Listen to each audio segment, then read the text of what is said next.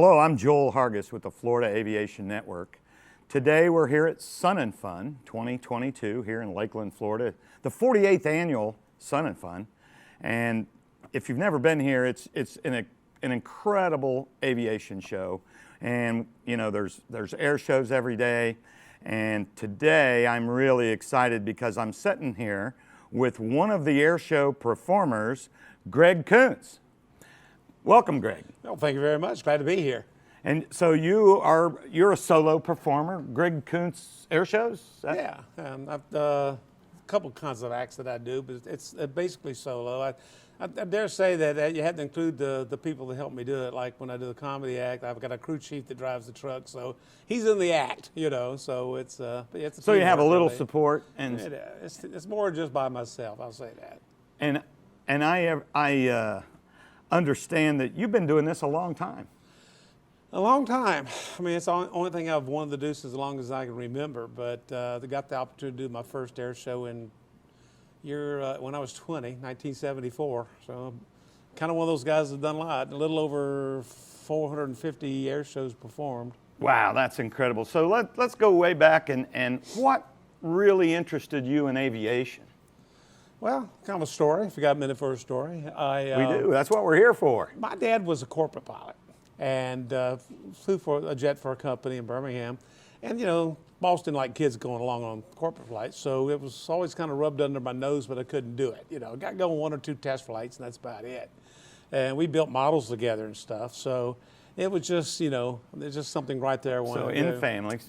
But it started early. When I was 7 years old, my dad took me to an air show in Gadsden, Alabama. It was a Bill Sweet production. It had, and he was famous back then putting together air shows. So it had the big guys at the time. This was like 1960, I think. Wow. And yeah, I mean, I was 7 years old. And I'm watching these guys fly, you know, and after the show, we walked around and we're talking to the pilots, and there was this guy there sitting next to his Booker biplane, and it was Bevo Howard, and famous. His airplane's hanging upside down like the Smithsonian today. Oh wow, cool. And I, you know, 7, you're timid, you know, and he had this writing on the bottom of his wing, and there's a little paragraph. It's a German airplane. It's Booker's. Is the airplane that the Germans used for training pilots in World War II, like we flew the Stearman. Right. But a lot more maneuverable airplane, it really is. So I couldn't read what that little paragraph said. It was in English, but it had a kind of a German font to it to kind of match the airplane, you know. And 7 years old, that threw me off completely. I couldn't read it. And I asked him, I said, what's that say? And he goes, well, that explains how my airplane came over to the United States from Germany as cargo on the Hindenburg. They went, oh, the Hindenburg. He said, well, that's a, and I went, oh, yeah, I know, that's a dirigible. That went on and on. It just so happened my dad had given me a book about those things, and I knew exactly what it was. I didn't know. I mean, at that age, what do you know? Yeah, but it was a picture book, you know. It was all about it. So I just happened to hit I'd known that at the right time, the right place, because it really impressed him. He said, well, this kid's really smart. I mean, little did he know. But, you know, this guy's really smart. And so he started really talking to me, straight out, not like down to me or anything. He was really a nice guy. Mm-hmm. And, you know, he's a big famous Hall of Famer and everything now. But as we walked off that air show, I was so impressed with the show, but so impressed the way he treated me, I told my dad, I'm going to be an air show pilot when I grow up. And I just never gave that thought up. I mean, you know, I just read magazine articles, you know, as I was growing up and getting older. And you remember Air Progress magazine? I don't. It's yeah, well, you're not as old as I am. It's kind of out now, but I'd get those things and read them. And they'd always be following like Gene Soucy and Todd Poberich, naming the Eagles and the aerobatic team. And I'd be watching all about them, Mary Gaffney, the Women's World Aerobatic Champion and stuff. So, yeah, I just stayed a nut about it and just had to be a part of it, you know. So, when did you start taking flying lessons? As soon as I could. Right. Yeah. I never thought about soloing on my birthday. I just started a little bit before I was 16 because I knew I had to at least be 16 to solo. And it's funny. September 1st was my birthday, but I soloed on September 17th, which was my dad's birthday. It was kind of an odd twist, but Yeah, so I went after my 18th birthday. I mean, excuse me, my 17th birthday. That morning, I took my private pilot check ride. You know. One of those guys. Oh yeah. And you know the first thing I did, I went and got checked out on a Citabra because I knew those airplanes were aerobatic, and I was going to have to learn how to fly a tail wheel if I was going to get into all that stuff. So I was just, it was going to be air shows. That was it. You know. You know, I don't know how many people realize Citabria is spelled backwards. Aerobatic. Aerobatic. Absolutely. So that's cool. And so you're 17, you got your license, you were chasing that dream of being an air show performer. What plane did you start?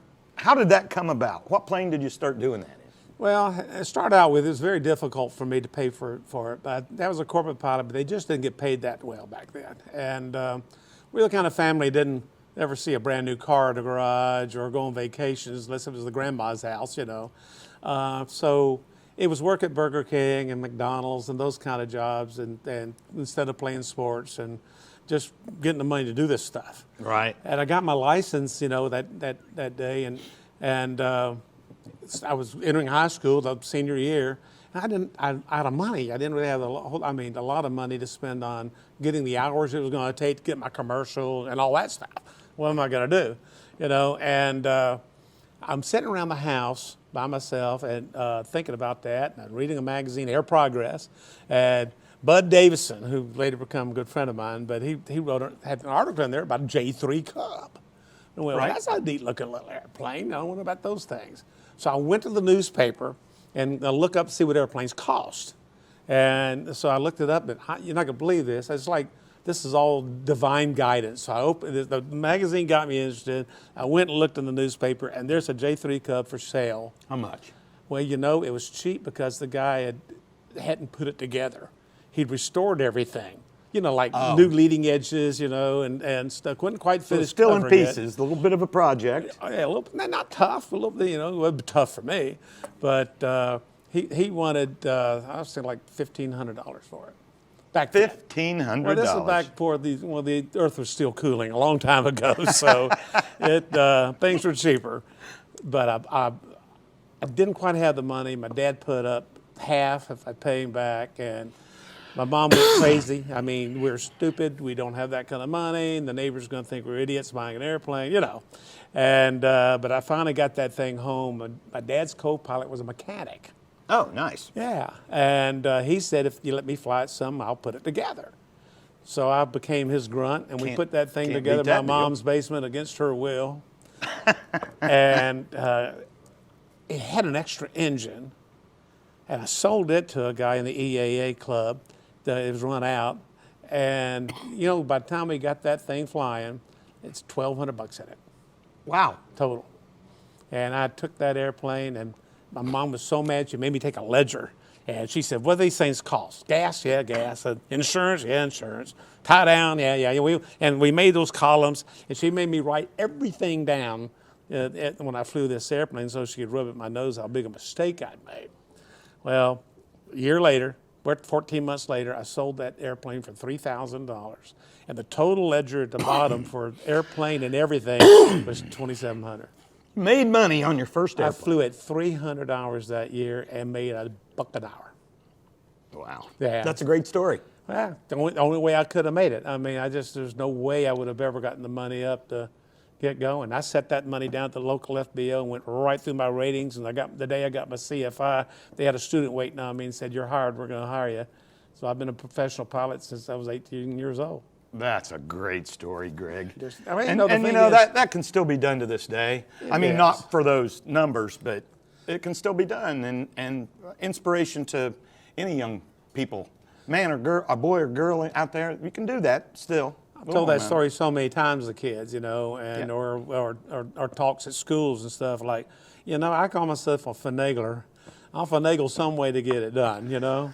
Keep trying, work hard. That story's not entirely unique, you know. There's a lot of pilots that did that. And so what got you, I know you want to be an air show performer, and we talked earlier, you ended up going to St. Augustine.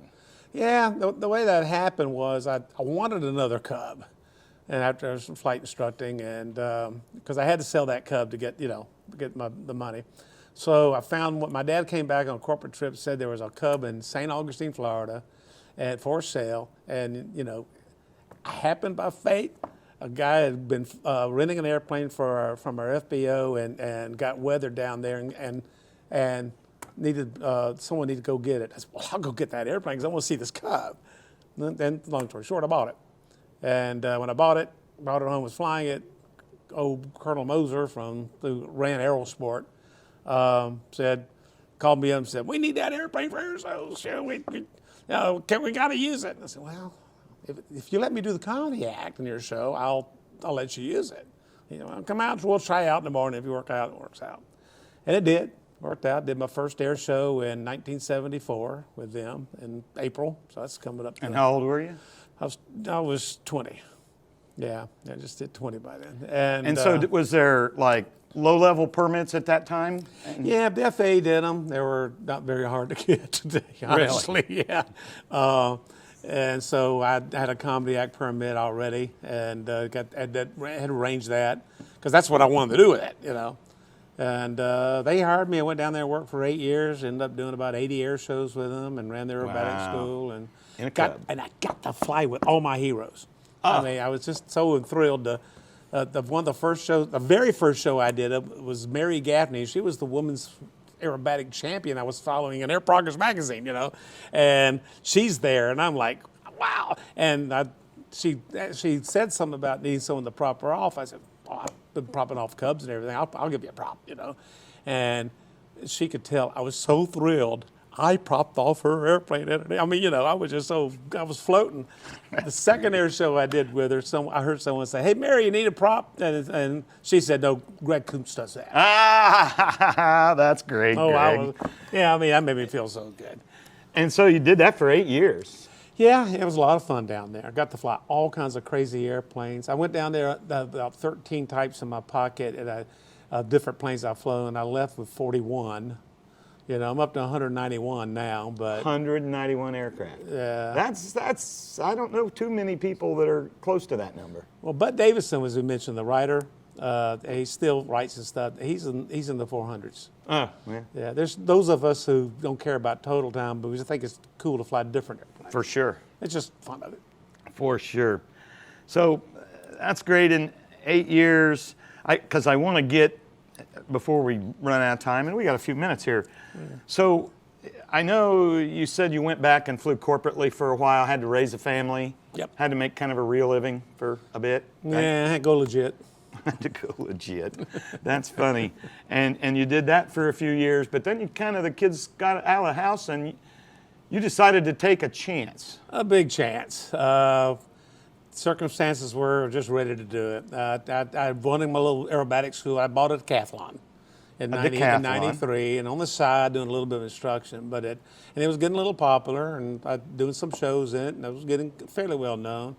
And American Champion called me and said, you know, we heard you quit flying corporate. We want you in a new airplane. And so really, we wheeled and dealed, and they became a sponsor for me. Wow. And so I said, which is the hardest part, right? Because it's so hard to stand out where somebody will give you money, let alone an airplane. And pay you that much to come to a show. That's just not going to sustain it. So, yeah, long story short, they made a deal with me, and now they build me a new one every year. And, no kidding. They don't give it to me, but they make me a great deal on it that I can sell it to the end of the year and then buy the next one. Oh, I see. And it works. It works as a great sponsorship and a great airplane. And I think a decathlon is a pretty good airplane to start in, isn't it? I mean, like a... Tell me another one. Well, yeah, a Cub. I don't know. I mean, for aerobatics. Exactly. Yeah, I don't think it has any competition on that in certified airplanes. It's the nice airplane. I know, and yeah, maybe a Citabria. I don't know. Citabras are great. Yeah. They don't have the inverted system anymore. I mean, they made the one in the 80s. Malenka made the 7 KCAB. American Champion didn't see enough difference in those to make those, so they just make the 8 KCAB, which is the Super Decathlon. Right. Yeah. And so, how many years you been performing in your decathlon? Well, Colonel Moser in the Aerosport days, they were a Malenka dealer, and so they had to do decathlons there. So I started out in the 7 KCAB Citabra, and then in 75, and then '76, they bought a Super Decathlon, and I thought I was a hog heaven. So that became my plane. How many horse is that? 180. Nice balance. But for the light. airplane. Oh yeah, I flew the show yesterday. You can see that the energy it has is plenty. No, I actually caught part of that show. If I knew you were going to be here and I was going to be talking to you, I'd have watched every minute of that. But I'll be there on Saturday, so come Yeah, see and you, I Greg won't, Koontz. I won't be here on Saturday, so I'll miss you. And I'm bummed, but I bet you're on YouTube somewhere. 50 or 60 movies on there. If you just Google the name, search the name on. Oh yeah, I'm sure many shows. But so. And so, are you still doing the comedy show, or what I saw was more true aerobatic performance? Yeah, the comedy show doesn't have a sponsor per se, but it's very popular. So a lot of times people would rather have that, and really keep my sponsorship and the decathlon out there.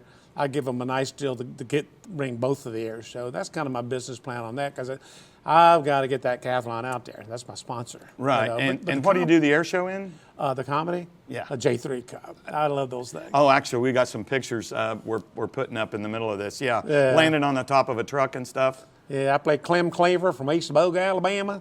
And they're trying to give me an airplane ride and end up running off with the airplane. Oh, golly. So we kind of end. I would love to see that show. And I've seen a couple of those on the web, but I'm going to look that up. It's a standard that crazy at a plane. We just end it with, near the end, we got that big platform on top of the truck. It makes it look like a work platform, like for plumbers or something. But the announcer and my crew chief acts like he's grandpa, and he goes, "Oh, send that pickup truck out there. He's from Alabama. He can put anything on a pickup truck." And then that's how we end the act.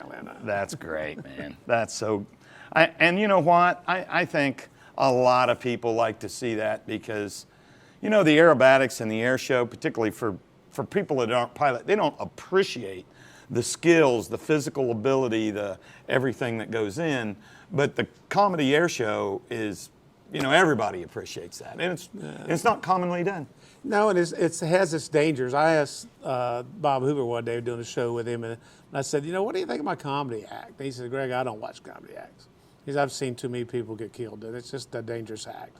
And he just, no offense, but I haven't seen your act, air show act. Wow, so. from Bob Hoover, that'll put the fear of God in you. Well, yeah, of course, he went through all those old days when the comedy act was done by the local guy, the expert in the Cub, and he's showing off for his friends and overdoes it. That's very common, but we try to be a little bit more professional about it than that.